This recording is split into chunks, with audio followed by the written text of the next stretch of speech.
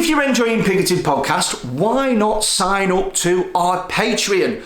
You can get access to loads of extra stuff. You get access to extra episodes every single week. You get access to giveaways that we do. We've done giveaways on rum, giveaways on NFTs, loads of sponsorship stuff. You get access to the Discord community. You get early access on episodes that are being released. You get to ask questions to our guests. There's loads of extra stuff that you get, and it starts from just £1 a week, £4 a month. Think about it this way. Would you miss an episode of Pigoted if we didn't release one? Yeah? Well, would you miss £1 if it went out of your bank account?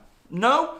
Well then, get yourself signed up to our Patreon, because by supporting the podcast, you're helping to make it possible. You're helping to pay for all of the recording space and all of the equipment. So please, if you do enjoy the podcast, check out the Patreon. You get loads of extra benefits, and a big thank you from me. Enjoy the podcast. This week's podcast is brought to you by Window World. Window World are the home of rock bottom prices on all of your UPVC windows, doors and conservatories. Right now they're doing a very special deal where you can get 8 windows and 2 doors for only £2,495. So if you're thinking about getting new windows or doors, if you want to upgrade yourself for 2022, then get yourself down to windowworldupvc.co.uk or give them a call on 0151 531 0056. That's Window World, the home of great quality windows and doors. Welcome to Pigoted Podcast. Joining us today is none other than podcast royalty.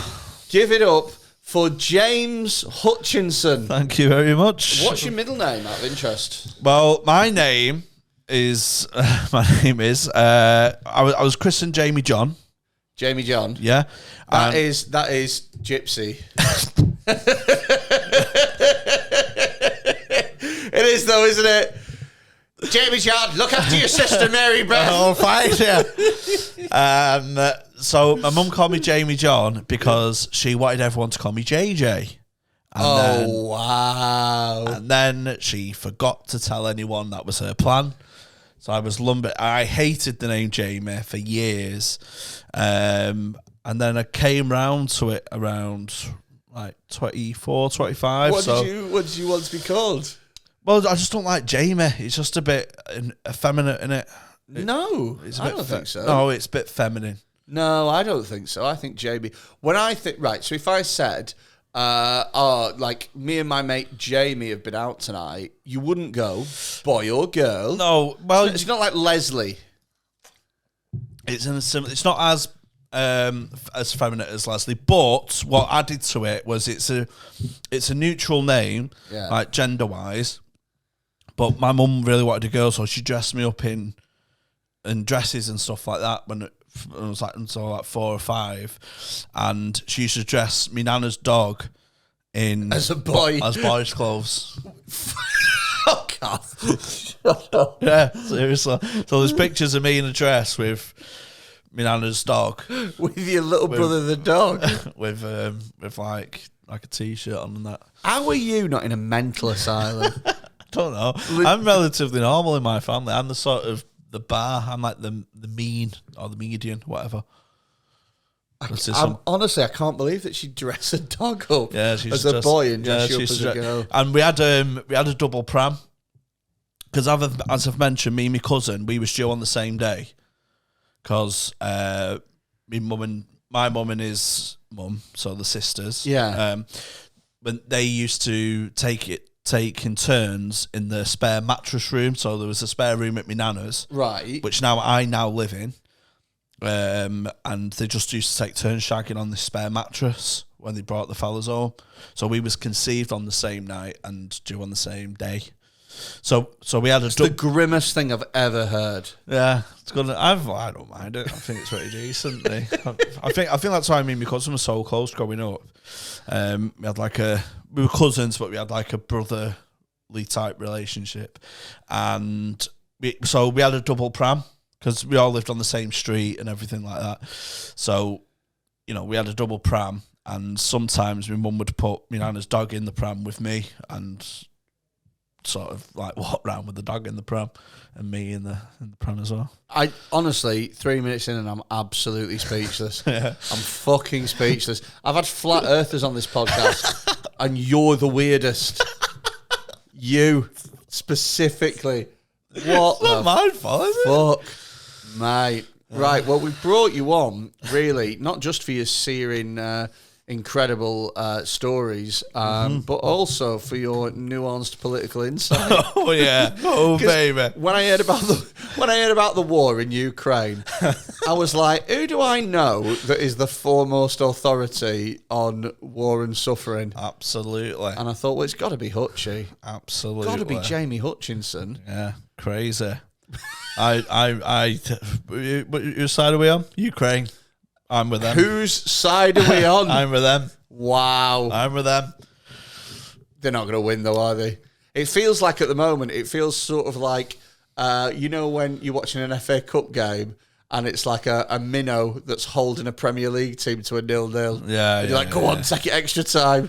Go on. I've seen that, but I've seen them kicking black people off trains. Oh, yeah, I saw that. So they're not completely... I don't want them all bombed to death. Yeah. But let the black lads on the train, like, was they Chelsea fans or... Let them fucking hell. That is now the time, really. In the middle of a war, you're still being a racist cunt. Yeah, you're getting bombed to smithereens and you go, oh, these smithereens are ours. You'll get off. Was that you doing a... Ukraine. Oh, right, okay. And they're just kicking all these... I thought that was the voice of the black guys that you were training. No, that would sound more like no. No, but it is interesting, though. It is, like, jokes aside, it is very interesting that got swept under the carpet fucking quick because it didn't quite fit the narrative. No. And there's no room for nuance nowadays in media and any sort of reporting, really. But the minute that got fucking brought up, they were, oh no, you don't need to, don't worry about it, don't even look at it, don't worry about it. Yeah, I'm sure it's, you know, a minority there and stuff like that. But there's, you know, there's got to be some cunts there. Let's say, right, for example, you're in a war-torn country, you're in Ukraine, right? Now, you probably don't want to stay and fight, no? Oh, fuck that. Exactly. No. I wouldn't fight for my own family. You know, if a burglar can go, fucking, you have your way. Just don't hit me in the face. Right. If any of you soldiers want to shag me more, that's the mattress. Just take turns. Yeah. I wouldn't want to fight either. And I mean, I put on Twitter the minute that it fucking kicks off, and the minute that World War III happens, my male pronouns are going in the fucking Oh, bin. absolutely, mate. I'd be like that in the Titanic, tuck it in between my legs and going, oh. I've been dressing this way ever since I was 6. No. Women and dogs. He can't swim, he can only doggy paddle. Yeah, no, but I'm not getting involved. I'll tell you who would be first on my list. Who you know, mandatory conscription is all these nonces who were born in fucking 1968 who shagged themselves senseless over World War II. Oh, we used to be a country. They got Union Jacks in the bio. They have this romanticisation that Churchill beat Hitler on points in a boxing match to win the war. All them cunts, they got their houses for 16 quid. They tell us to not buy latte so you can, if you want an house. Kirsty Allsop on the front line. Yeah, fucking all of them. All these fucking dars who were born in the 60s. Do you know what I mean? Who've had it fucking piss easy. And they're jealous they didn't have a war. They think, oh, I wish we had a war to fight in. We had it tougher. You go and fucking fight then if you love World War II so much, you fucking bald cunt. Do you know what I always thought about? Because them are musical comedians.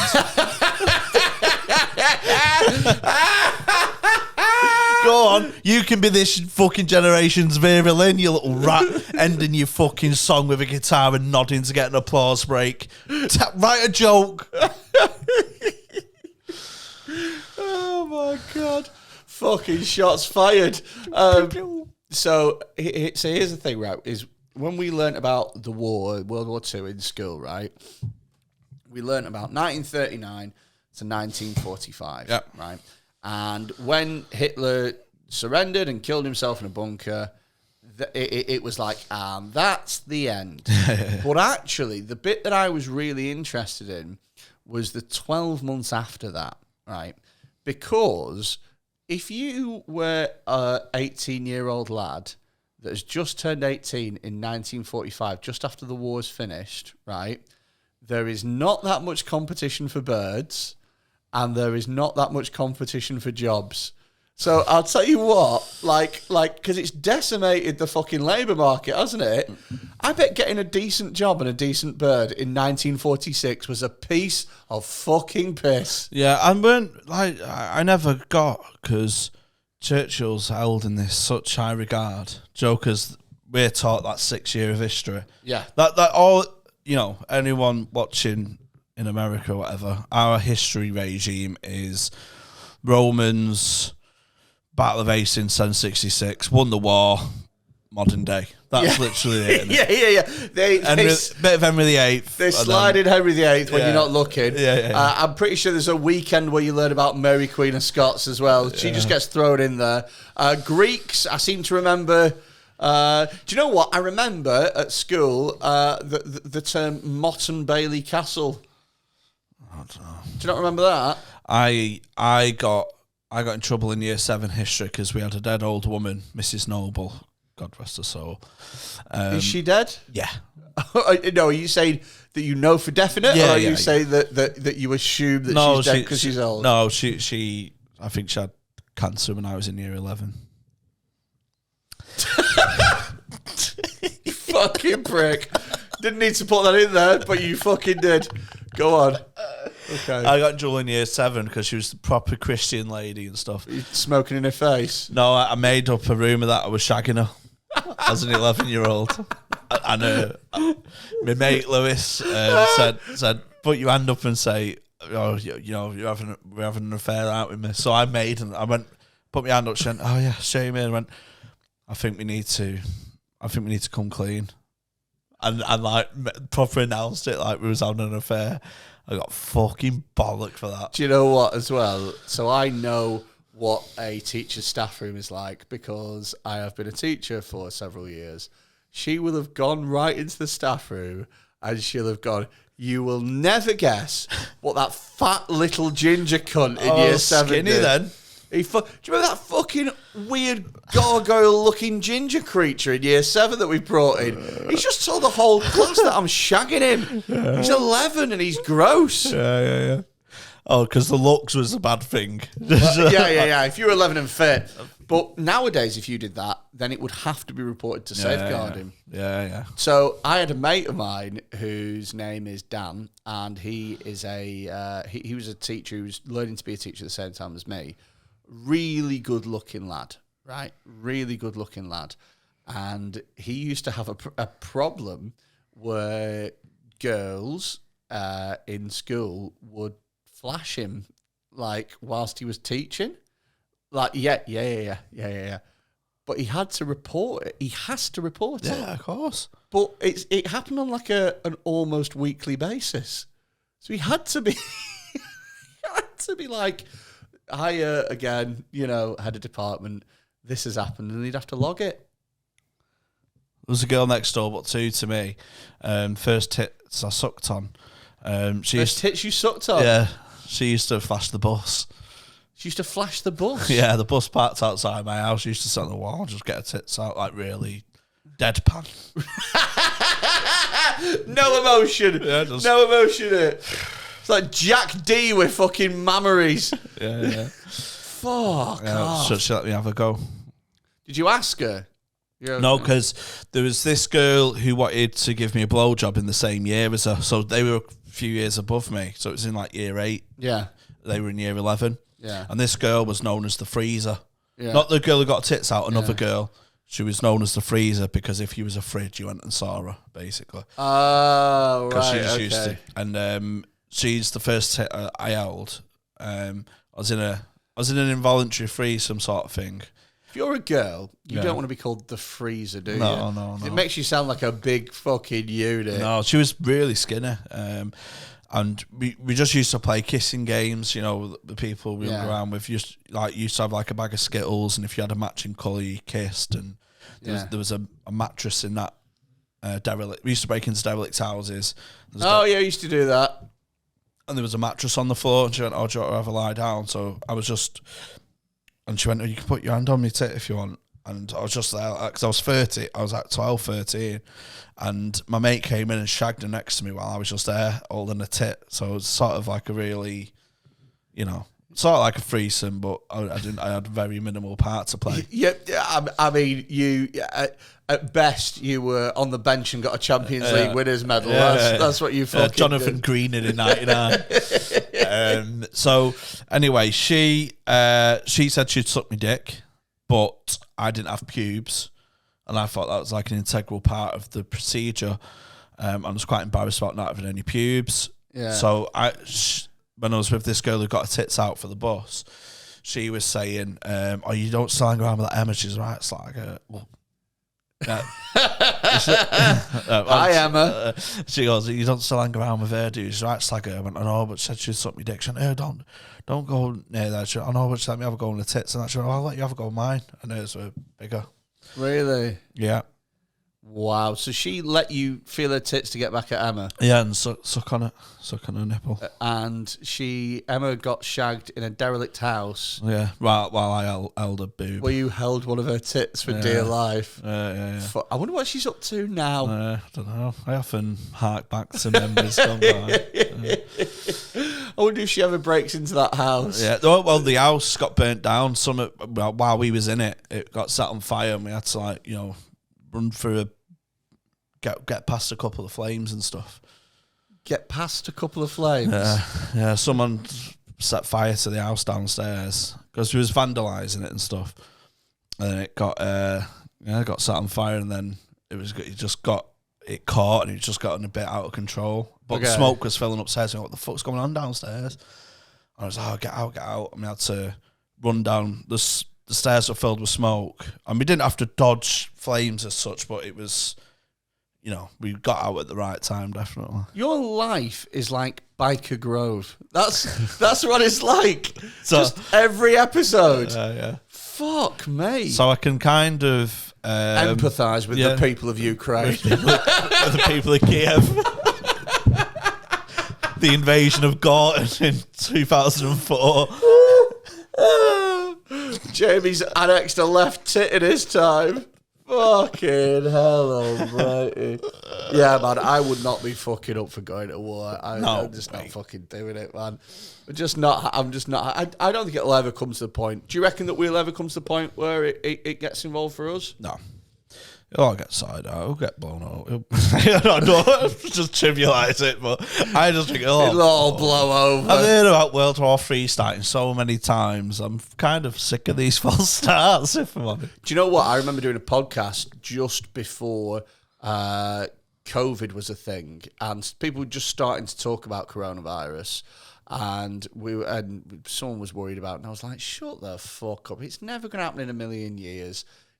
You don't even know what you're worried about. It's just a fucking don't worry. And then the world fucking basically shut down for 2 years.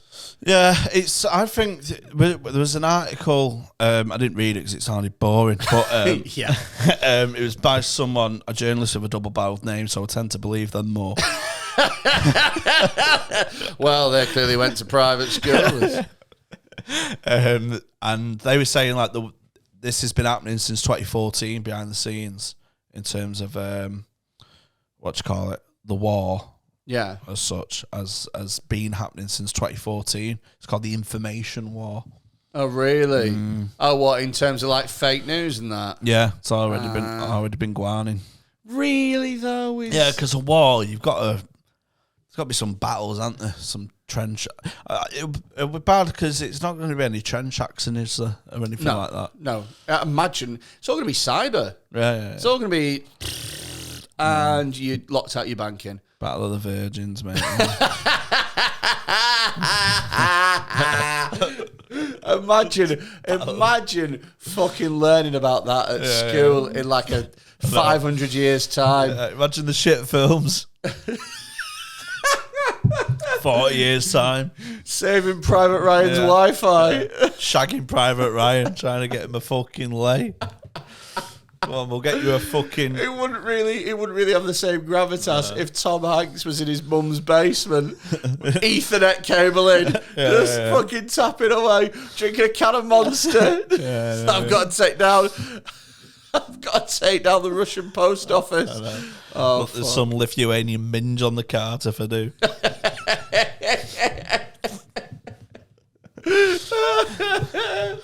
Oh, fucking hell, man. They used board game players, though, didn't they? What? In the war. What? Didn't they use, like, chess grandmasters for advice on strategy and stuff like that in the war? Did they? I would believe that. Which side, though? Russia? Well, they have the good ones, didn't they? They do have the good ones. Milievsky and Olievsky, and I'm just making them up. Were you? Yeah. But, they used... chess people for strategy advice, I think. I don't think they had a key part in it. Do you know what I mean? No. But I think there's... Because Alan Turing, he was a code breaker. He was good at, like, the fucking Times crossword or whatever. So yeah, he's big into Buckaroo as well. Big Jenga player was our Alan Turing. No, that was 9/11.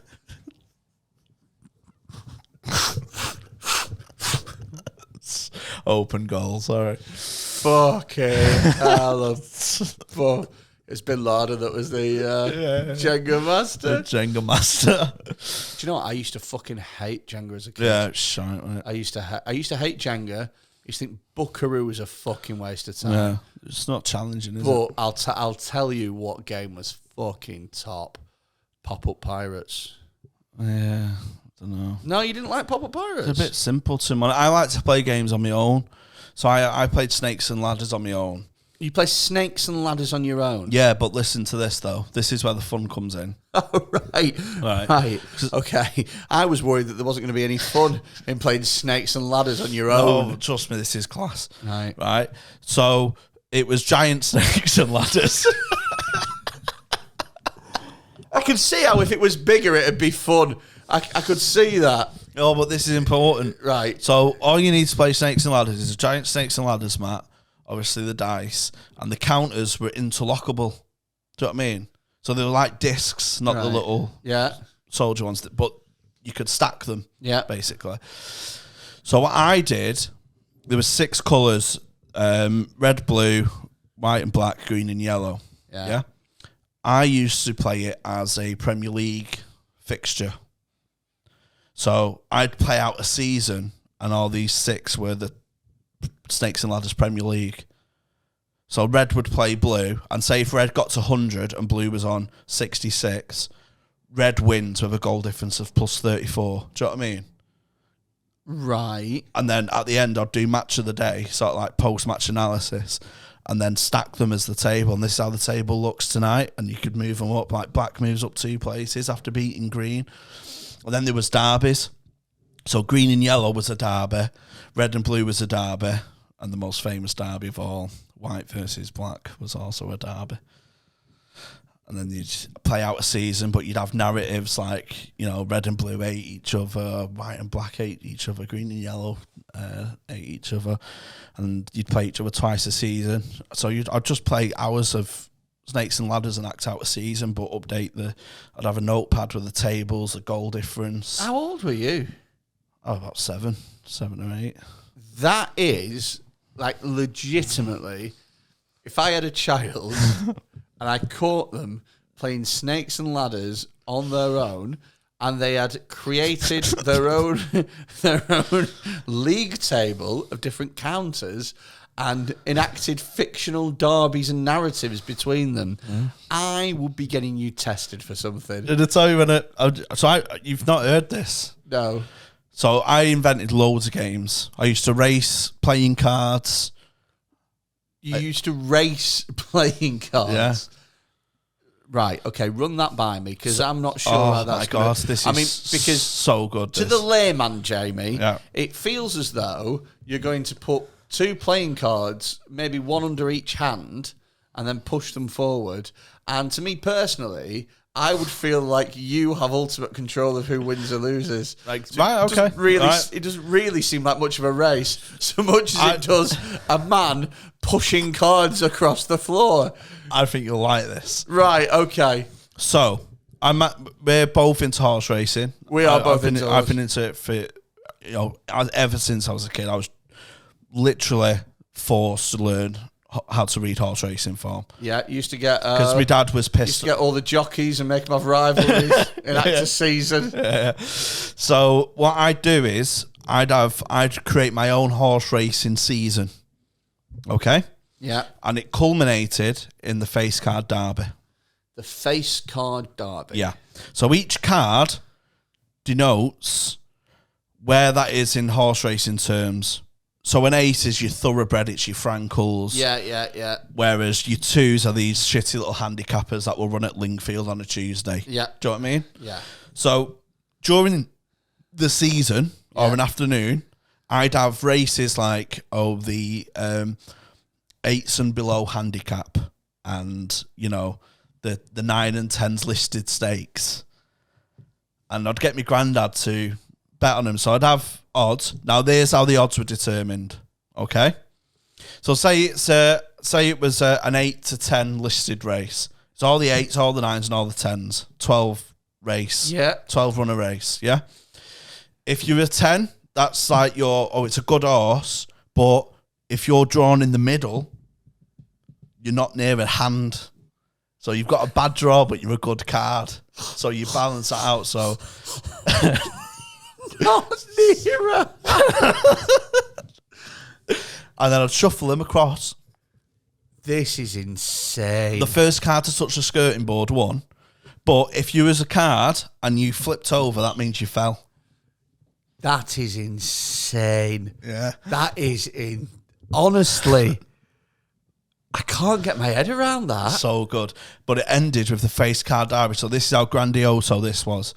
So it's a face card derby. So I'd write it in different pen, the odds.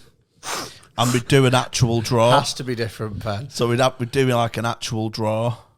So it's like old, star one, king of spades, and then you get like ace of diamonds with a middle draw, ace of diamonds, because it was a bit hype around the aces. Yeah, obviously they're the thoroughbreds. And then you'd shuffle across, and my granddad would bet virtual money, and just hours and hours of fun. I was so easily amused with my own inventions. But that's not easily amused. I would say that a boy throwing a ball against a wall for hours is easily amused. Oh, right, yeah. But what you've done really is the opposite of that. You're very difficultly amused because you have to create this whole, let's face it, ecosystem. Yeah, that's what I mean. Around playing cards as racehorses. I love the admin of it.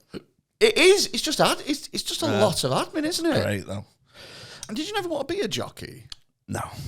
You don't reckon you could have? Because you're not tall or anything. No, like that. I was very slight as a child, but also I can't ride a bike, so fuck getting on a horse. You can't ride a bike? No. You were too busy playing horse playing cards and giant snakes and ladders and I know fucking slags on fucking mattresses in abandoned houses. How could you possibly have had time to ride a bike? So this, a girl has found some of my, what's it called? My weird paraphernalia. What's your weird? What, your porn? No. I'd rather have found porn. So what's your sex toys? No, worse. She found, like, don't serial killers have trophies? Where's this going? Where's this going? She found like a lot of fingernails. She found like 4 or 5 empty shower gel bottles. Not filled with cum. Imagine that though. I honestly thought where that was going. I thought that you'd had protected sex, pulled out, and then taken the condom and then filled up a fucking empty herbal essences thing. God, and bottled your cum like fucking Dexter. It sounds like compared to that. Yeah, well, I mean, this is a boy that fucking played horse racing with playing cards. It's so funny. Right, so what did you have? She found 4 or 5 empty shower gel bottles, and on the back of it, I'd listed loads of countries with a year next to them. Right. Because they were trophies, and I was engraving the trophy of winners. Because I used to play darts World Championship with myself as different countries and act out a World Cup, but I'd have different throws for each country. So like England was like your traditional. Yeah. Holland was dead fast. What was what was Somalia? They didn't get out the qualifiers. What was Japan? Fuck is that? What the fuck? What the fuck is that? Economical. Why is that a Japanese way of I throwing? don't know. They just had different throws. Oh, of course. Because I'm playing myself, obviously, I needed to remind myself whose goal it was, and it just helped me go, that's England. So I used to. French did a flick. What, because they're a bit French? They're a bit Sacre bleu. don't want it done anyway. Didn't want to get 180. Just wanted to go home and shag my wife. So I used to do a thing. I used to have a dartboard in my room. And I used to sometimes throw 3 darts. And if I got less than 100, I wouldn't go to college. I'd just be like, nope, not doing it. So you're just throwing darts at the roof. Oh, that's a lion. Yeah. 3? Wow, look at that. Look at that. Yeah. Yeah, I just wouldn't go because in my head it was like, well, it's not going to be a good day. Yeah. I so these are my individual things. How did you explain it to that girl, by the way? I told the truth because I already shagged her by the time she found it. Okay, what did she say? Did she go, She thought it's like countries you want to visit, which would have been a great excuse. And I don't know why I didn't go along with it. Yeah. But, you know, why do I want to go to Peru in 2046? I don't know. Because apparently they all throw darts like this. Fucking nutter. Yeah. Absolute fucking nutter. To tell you the type. So these are all my individual things, and I didn't want to let anyone into them. Right. I didn't let friends into them or anything because it was just mine, and I didn't trust people to give it the respect it deserved. Okay. So I didn't want people to like half-arse it. Okay. No, of course. You know. There's another couple of games I made. One was called the Chambers Cup, and one was like this fantasy 5-a-side league that I made. Okay. So I made 5-a-side teams, 3 current players and 2 legends. So a team could be like, it was early 2000s, so a team could contain like Ronaldinho, you know, Michel Platini, you know what I mean? So it's like a mix and match. So I had 8 teams, and again, it would be, you know, like roll the dice to see who won. So I named them all, and they had, again, little rivalries. So there's a team called Wolfpack, and they were real plucky underdogs. They're like Jimmy White of snooker. Right. Always got to the final and just got beat. Yeah. Do you know what I mean? Yeah. So I had this narrative that, and I favoured them. But, you know, I can't control the dice. No, heaven forbid. I just control the dice. You're more of just the vessel that allows this to work. Yeah. And do you know what their rival team was called? What? It's just... These are the baddies. These are the, you know... I thought that was the name. These are the baddies. No. These were the... Okay. These are the baddies. These win at all costs. That, you know, they don't play good dice roll. They just win. Yeah. Do you know what I mean? Yeah. TDQ. Okay, so you know what my second question is going to... You know what? No. I'm going to guess. You won't guess. TDQ. Yeah. Right, okay. So I'm trying to think about the mindset of you. It's a 5-a-side team. Okay. I'm going to... Right, okay. So I'm going to go with something really inappropriate. Like, so this is going to be my guess. I can't believe I'm going to say it. The Daft Queers.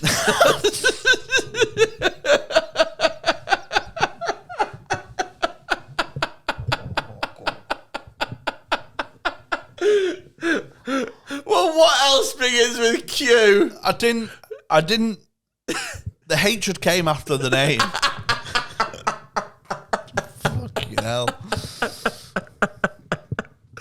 Okay. All right. What was it called? The Dynamic Quintet.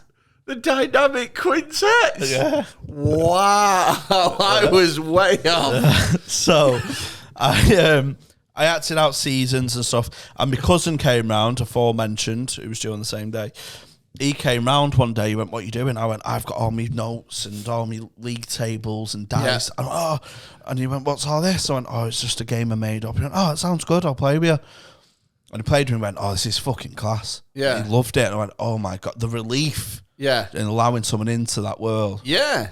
So he went, "Oh, I loved it." And it was like it was summer, it was pissing down. So I thought, "Oh, someone likes it after all these years of hiding it to myself." So I'll come round tomorrow, we'll play that if it's pissing down instead of going out. So, all right, sound. So in the night, I made, to my regret, a Wolfpack gift shop. So I started designing flags and shirts and all on printer paper and stuck them around my bedroom and pretended it was a Wolfpack gift shop. And he came round the next day and went, "I'll play Wolfpack." I went, yeah, sound. I went, "But look what I made last night, up all hours." And he went, and he looked at me like I was a fucking freak. He went, "You're a fucking weirdo." Well, I mean, he's not wrong, is he, Jim? Let's be honest with you, lad. Fucking hell. One year I got a typewriter for my birthday. And this was, not in 1872. 2014, it was. And do you know why I asked and got a printer? I want to say that you got a typewriter. A typewriter, sorry. So that you could type yourself letters and pretend to be like a war general or something like that. Oh, not too far, though. I wanted to pretend to play Final Score. So when the names come up as a video printer. So I do Leicester City 1, Southampton 0, Heskey 68 in brackets. I used to just play Final Score.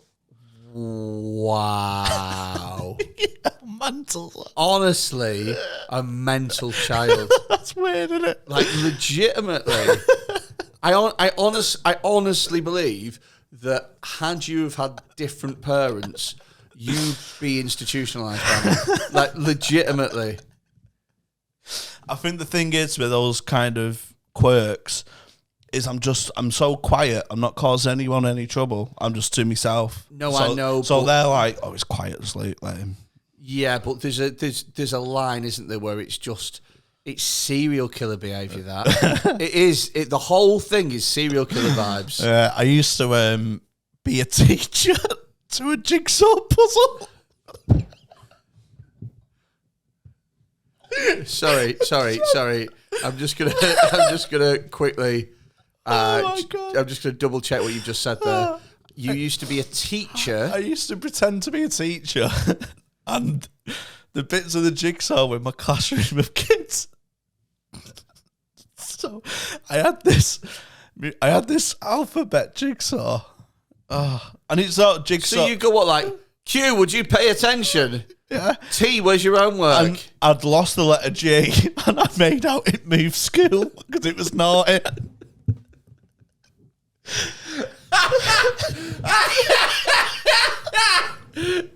Oh my fucking God. So I'd do the register, I'd go A, here, and put it in. B, has anyone seen B? Here. And then that's how I do the alphabet every day.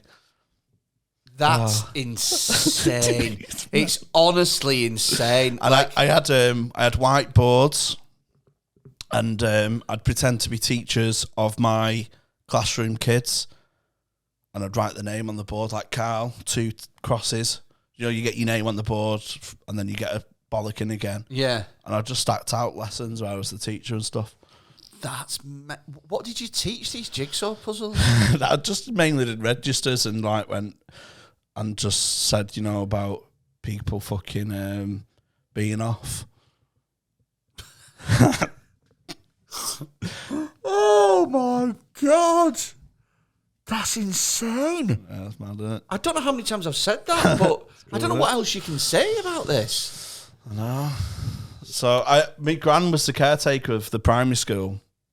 So on a Saturday, she used to... Sorry. The caretaker of a primary school. But when we say that, we mean, and I'm genuinely not trying to be funny here, we mean our primary school, or do we mean the fictitious school of jigsaw pieces that you've created? No, the real one I attended. Okay, I thought because you dragged your granddad into fucking card derby. So on a Saturday, she used to, this is so weird. She used to clean the school on a Saturday as well, just generally oversee stuff. She used to let me go in with her on a Saturday morning, right, and let me blow the whistle in the playground and stuff like that. Really? Yeah, and go in classrooms and just act out being a teacher and stuff. Did you never want to get into teaching? No. No, you just went to teach jigsaw puzzles. The idea of teaching people's ridiculous. Why not? So I'd bring me little... I don't know if it's a jigsaw. I can't think of the right word, but you just... where there's an A shape, you put the A. Yeah. And I used to just take that into the primary school and act out doing a register from where my teacher stood. In the primary school? In the primary school, yeah. And at home, but I used to do it sometimes as a treat. If I was good, I could get me whistle, pretend to be on teacher on break duty, and then do register. So you were like, what, how old at this point? Oh, six-ish. Six, this is crazy. But why did you not want to follow up teaching then? I don't know. Didn't get in uni, did I? Well, that would that would put a... I was really academic, but in college I just fucked around. I started drinking and doing drugs and stuff. I was the same. I was one of those that at school they were like, oh, he's really clever, but he'll have to knuckle down. And I was like, well, we will see about that. And then I absolutely fucking smashed my GCSEs whilst putting in no revision, whilst every teacher was like, oh, he'll need to revise. And I was like, no. And then, lo and behold, I did fine.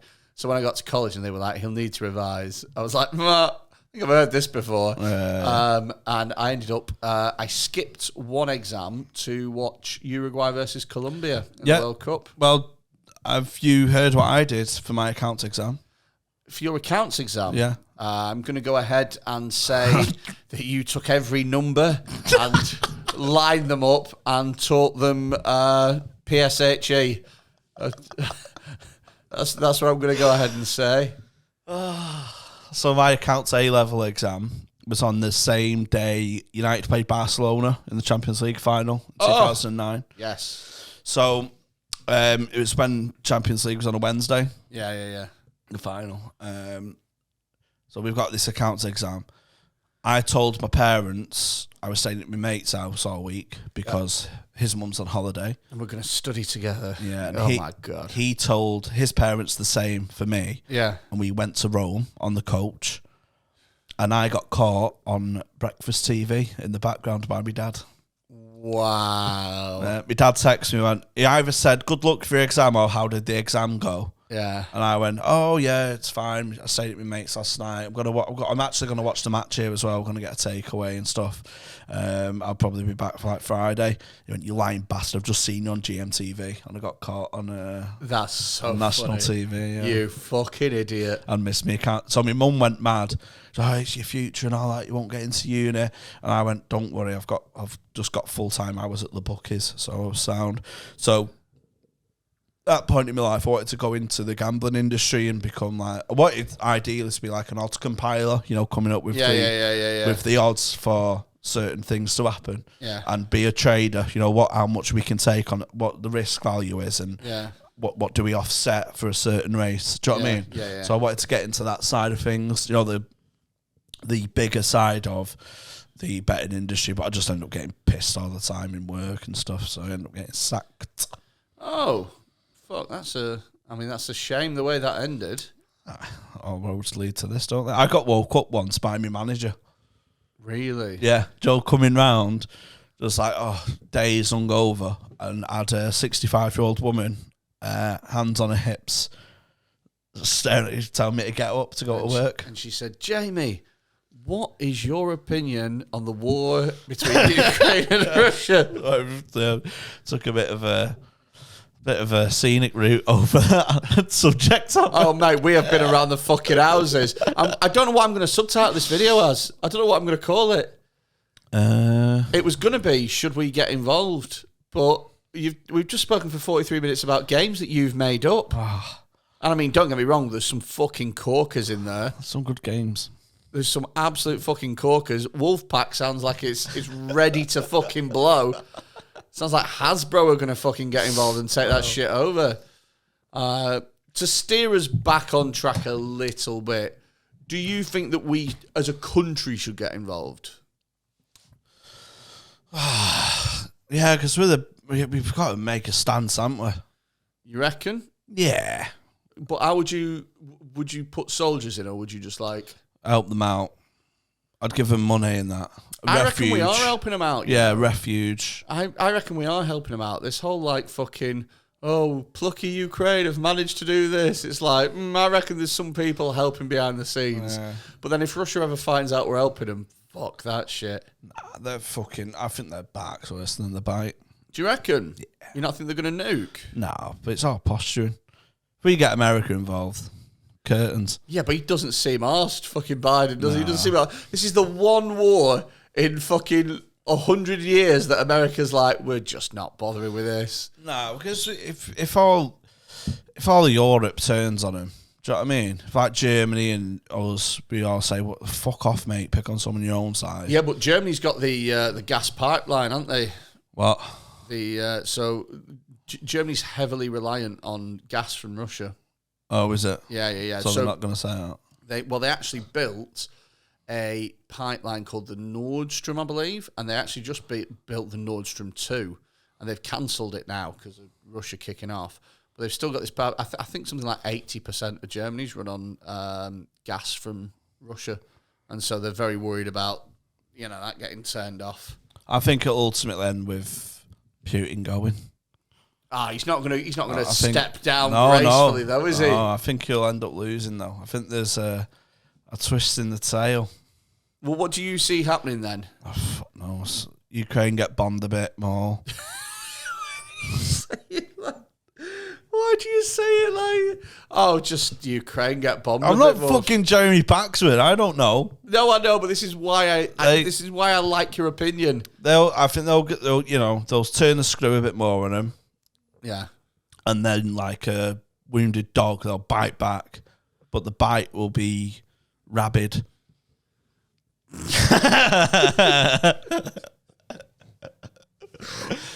Do you know what I really love about this? Is that I could have probably brought in some politics expert from the university here, and they probably could have given me some dry, boring answer that we could hear on any news channel or anything like that. But what I want to hear is the opinion of a man that isn't arsed. Do you know what? It sounds horrible.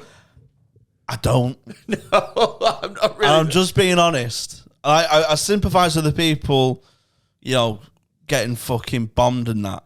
Obviously, that's never. But I have the same feeling when I see Syria getting bombed or Palestine getting fucking levered.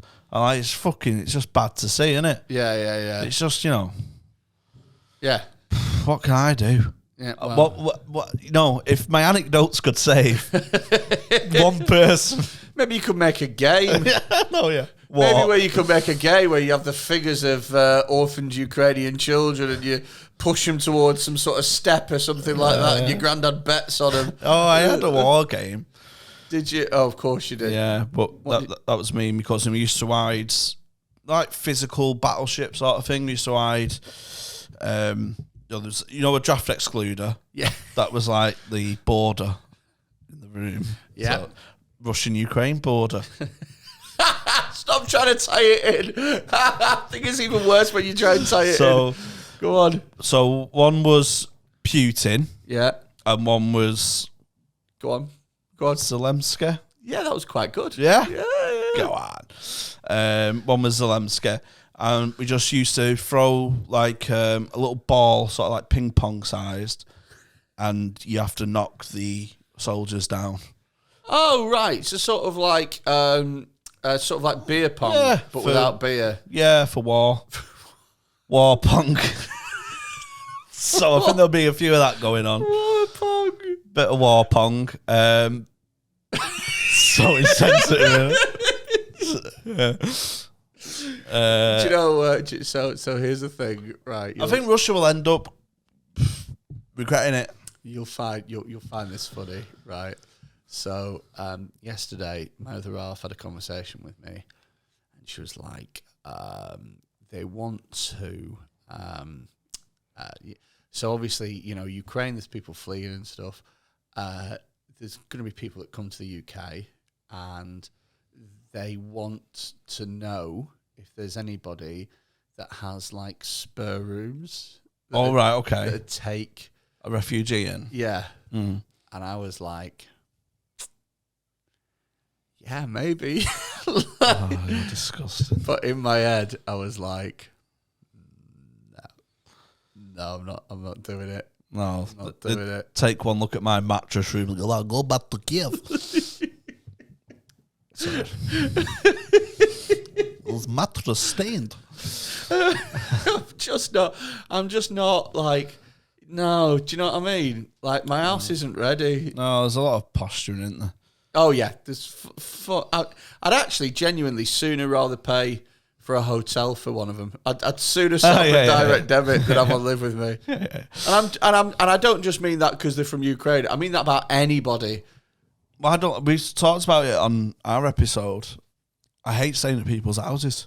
Yeah, it's gross. So I'm in London this weekend, and I put something on one of the tedious comedy forums about where's best to stop in London, because whenever I go down to London, I always find that I stay in either an absolute fucking hovel, or I stay somewhere that's 1,000 miles away from anywhere, and it's just fucking pointless.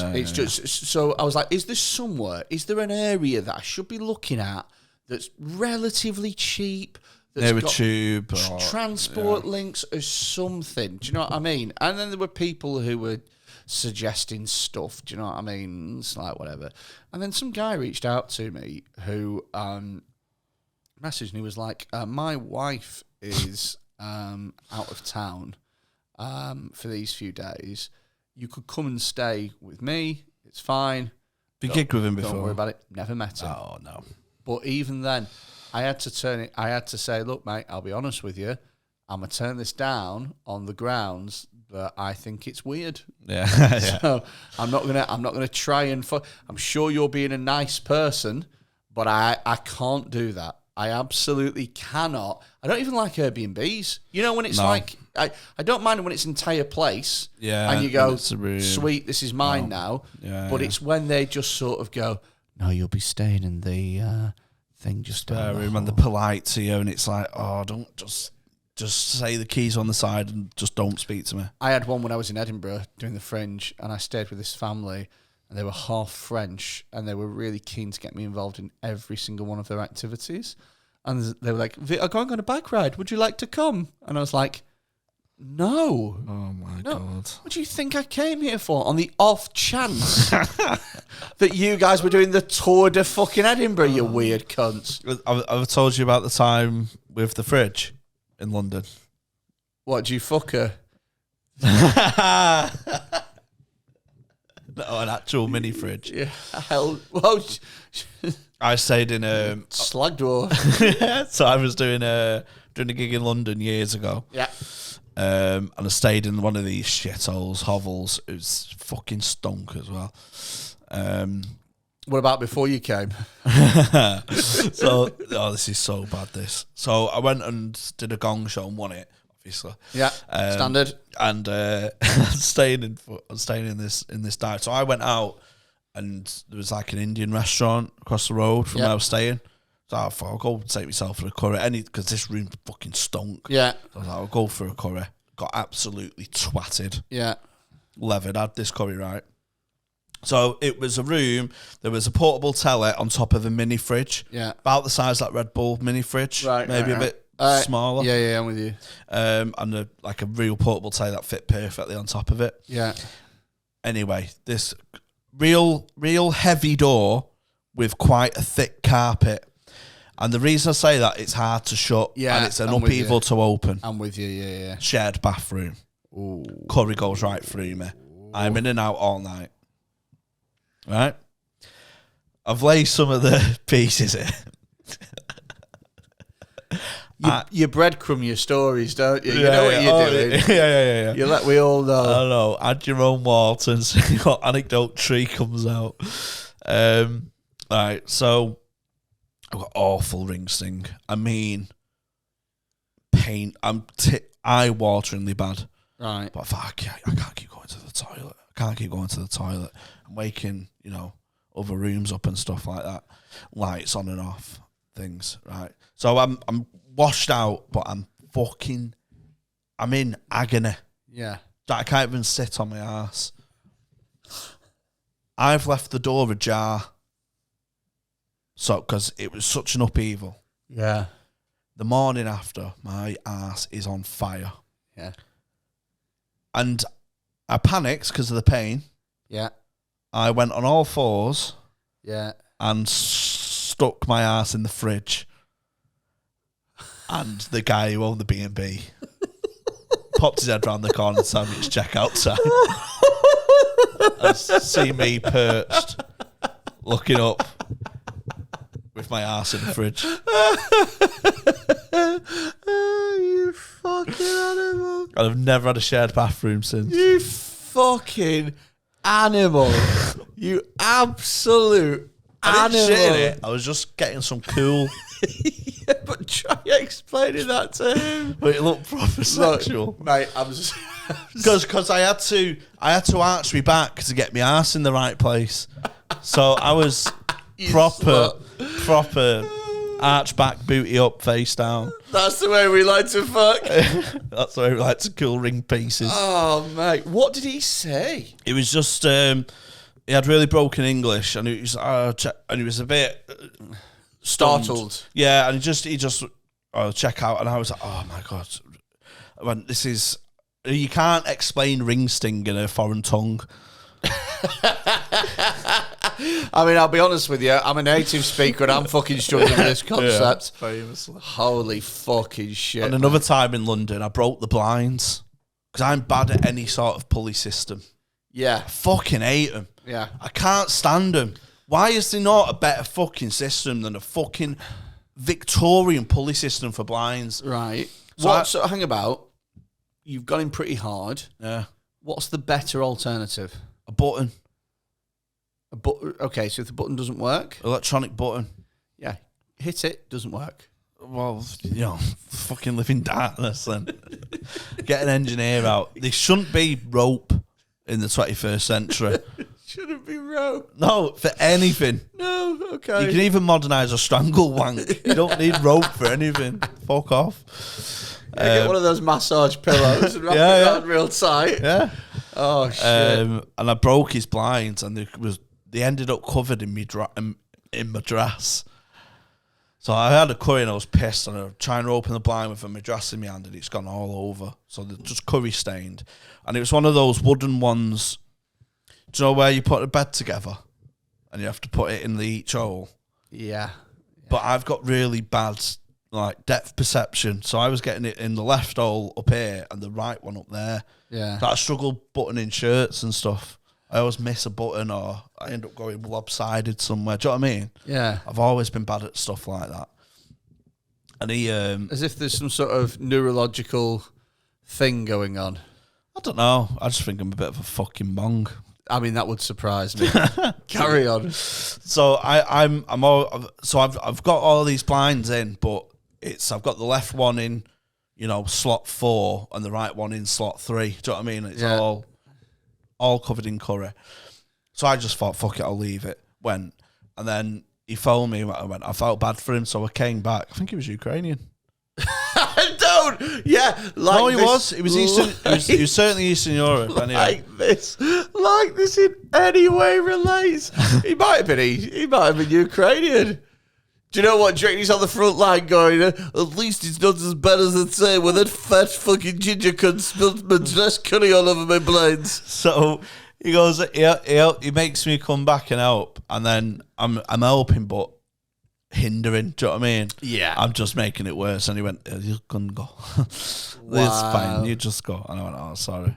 Yeah. So, and did I tell you the time in Stockton? No. Oh, this is one of the worst I've ever felt. Right, okay. Well, fuck it. Let's close on this. Go on then. Right. So I was doing Stockton Arc.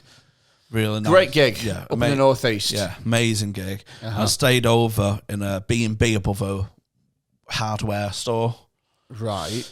And it's one of those places, Stockton, they're like surprised you've come. Yeah. They can't believe it. So I went, oh, I'm Jamie, mate. Oh, you're staying in the hotel? Oh, what brings you to Stockton? And I'm doing a gig at the... You went, a comedian? And he was like, I'll tell you what, I'll upgrade you to the family room. Oh, shit. He went, we've not got someone until 3 tomorrow afternoon, so you can have it.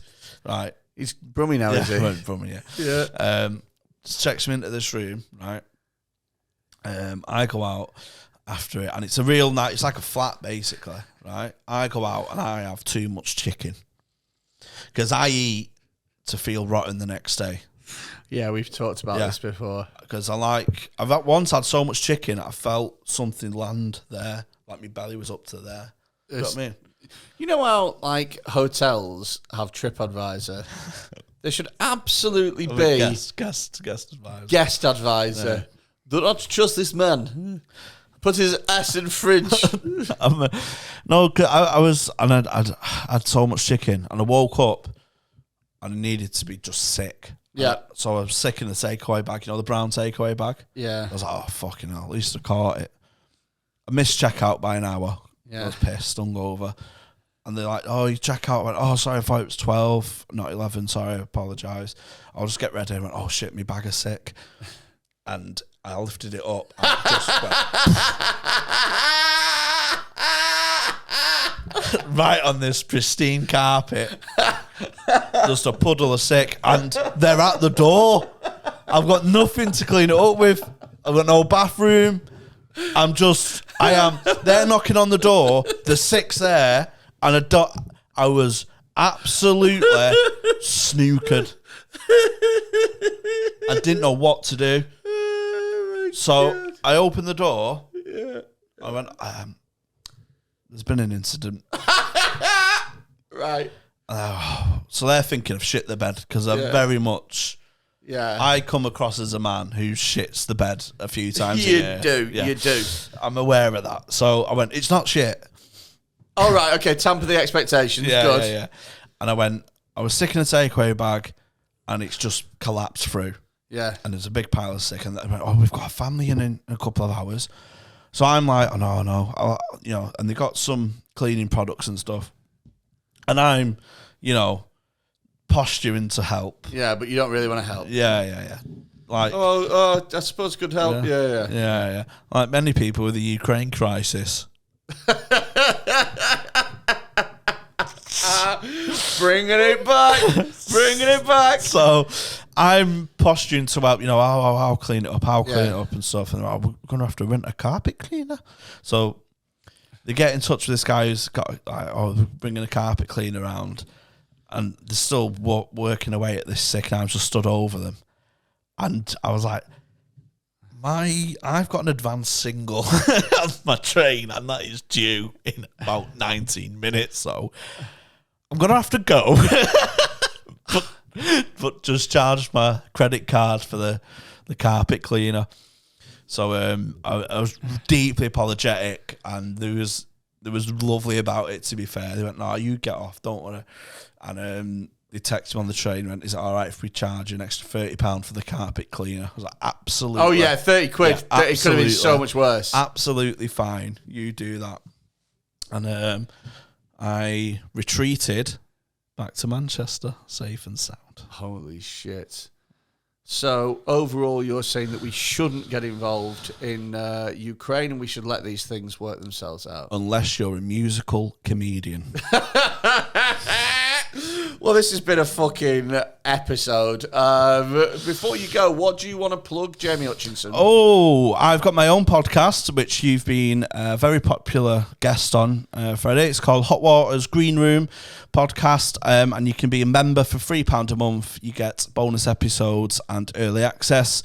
But just watch this channel. We've got some great guests lined up and some great guests that are already on there. So check it out. And I'm on Jamie H Comedy on Twitter and Instagram. It's loads of fun. I did that episode. I think number 6, am I? Yeah, 6. Give it a listen. Give me a listen on episode number 6. And if you like it, then add it to your regular podcast listening fucking schedules. I don't know how you go about it.